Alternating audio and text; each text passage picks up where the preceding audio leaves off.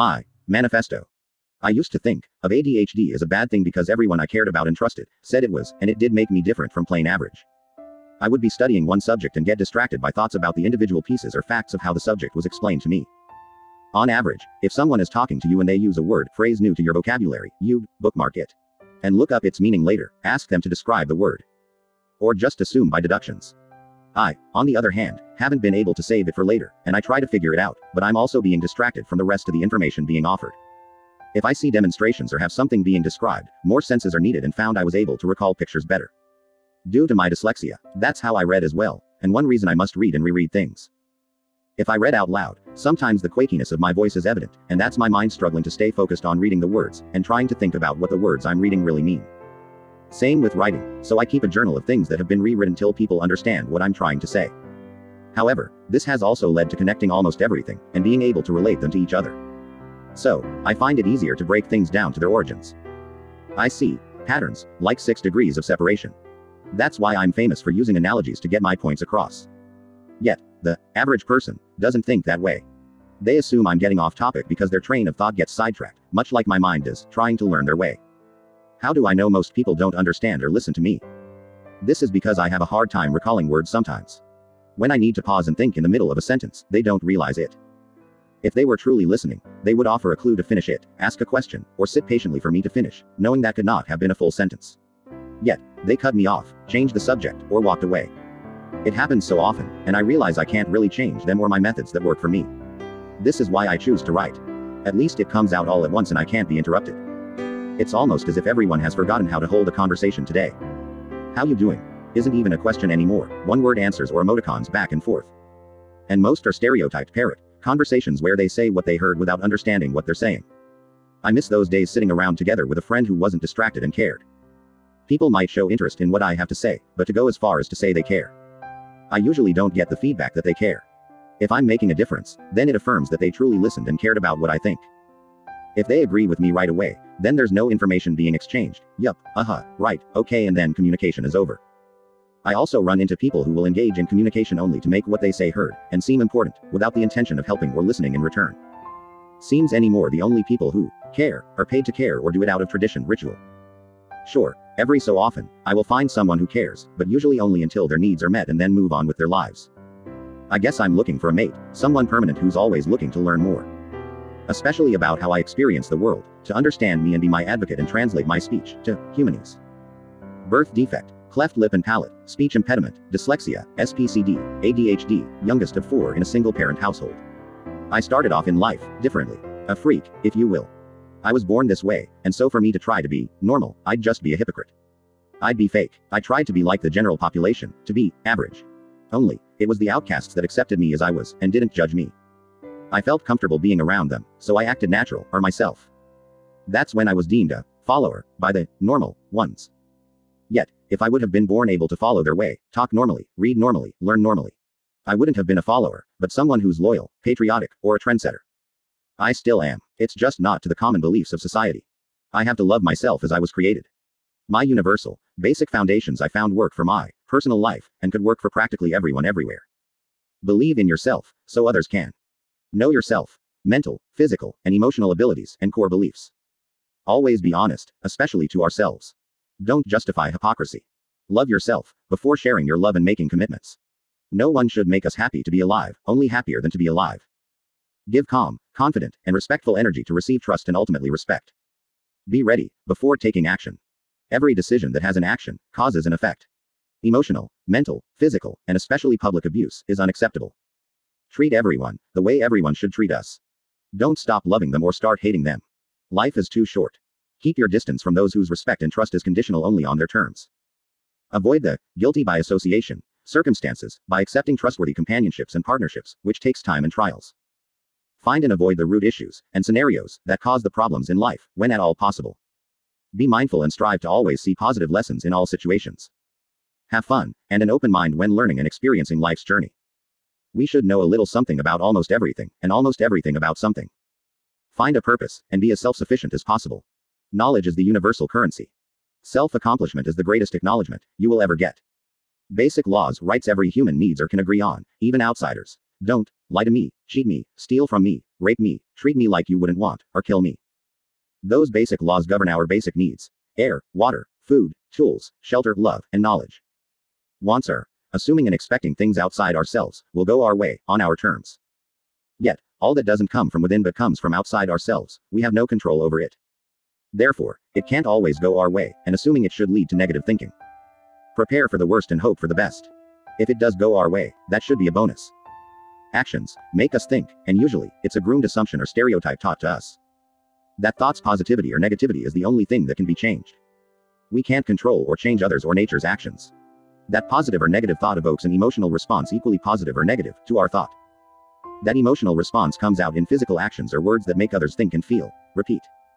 With willpower and maturity, one can learn to control or exchange emotional responses for logical ones. Example: my actions are words, how you interpret my words is how you think about or relate to them. Depending on whether you relate them to a positive or negative thought, results in a positive or negative feeling or emotion.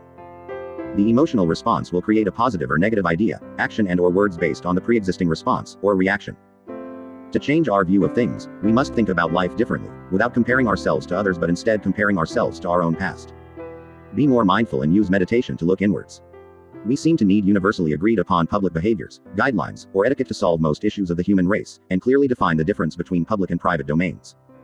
I wish we could explore freedoms while also practicing restraint so everyone could enjoy the planet, even the weak and easily influenced. Universal needs. Women and men both need to eat. Therefore, they both need to grow, raise, or harvest food. They both need to prepare the food: clean, wash, cut, mix, cook, bake, fry.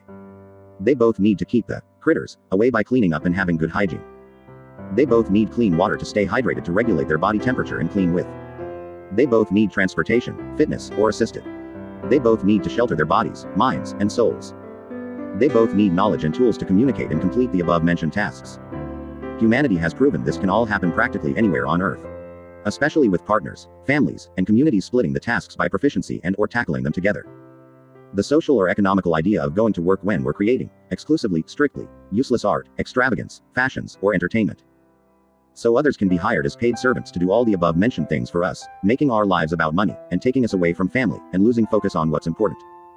Which is ludicrous when we're able-bodied and of sound mind enough to accomplish the same things our ancestors did, and they did it without our modern knowledge and advancements. When leaving the privacy of my home, inviting people into my property, or where my actions can and do affect people, I try to form partnerships. A partnership. Others in your life. The cause, or reason for one. A clearly defined, common goal is shared.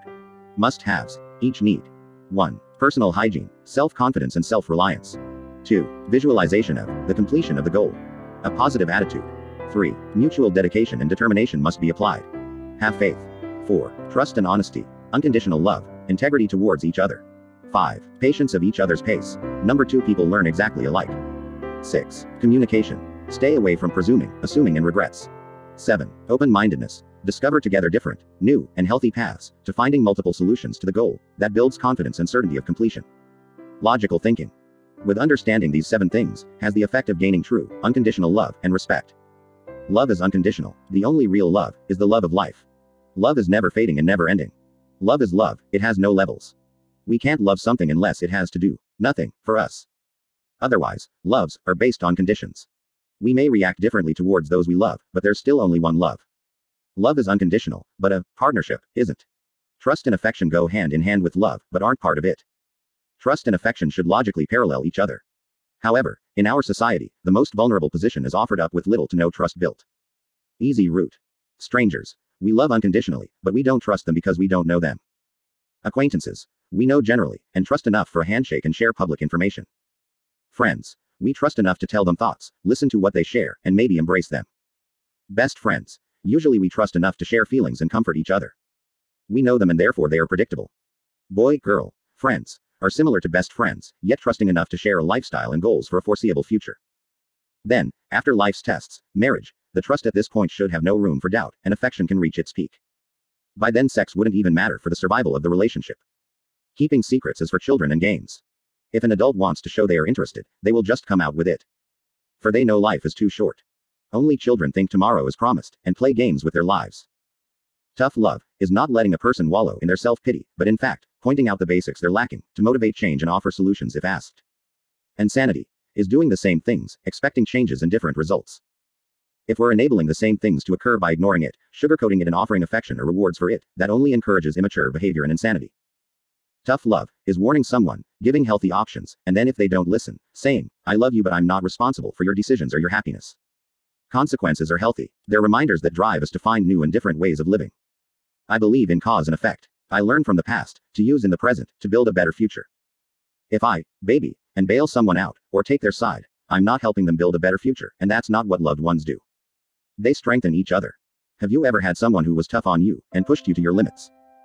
And you didn't like them at the moment, but looking back you were grateful for their sternness because they gave you the motivation to excel and be a better person in the end. Treat others how you want to be treated. Well, we don't like being pushed at the moment, but if it's true, beneficial, and done with best interests in mind, then, in the end, it was out of love, and we should give tough love if we truly want what is best for everyone, because we want to be our best. I don't like the words or believe in, right or wrong. Right or wrong is a black or white or extremist type of thinking, as though we're not individuals and there are no other options. Wished people would use the phrases, makes sense, something is logical, rational. Or, doesn't make sense, something is hypocritical. If an idea will benefit many, but a few won't and will be hurt, then it doesn't make sense to take action and affect others in ways we would not like ourselves. That usually influences feelings of being demoralized in those few that wouldn't benefit and would be deprived. If it harms no one or nothing, or is universal, then it makes sense all around. Today's society is based off of pre-existing ideas of every aspect that didn't make sense, but were adopted as right, normal, or okay. Avoiding the small percentage that was being hurt.